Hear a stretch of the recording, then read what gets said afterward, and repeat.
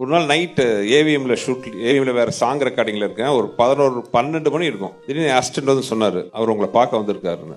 அவர் யாருன்னு முன்னாடி பார்த்தது இல்லை. வெளியில போய் பார்த்தா மிஸ்டர் அஜித் நின்று இருந்தாரு. நைட் ஒரு 12:30 மணி, ஒரு ஷார்ட்ஸ் டிஷர்ட் போட்டுட்டு நின்று இருந்தாரு. அப்புறம் தான் ஃபர்ஸ்ட் டைம் 2 மீட் பண்ணோம்.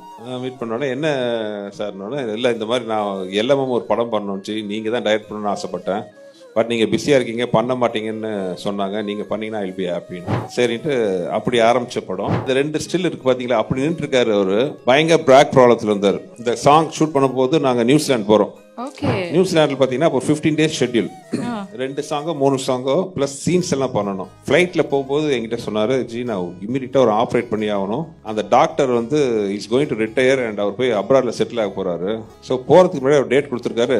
பட் நம்ம போர்ஷன் ஒரு 7 நாளில் நீங்கள் முடிச்சிட்டிங்கன்னா நான் இமீடியட்டாக இந்தியாவுக்கு போய் 8th day I have to do the operation and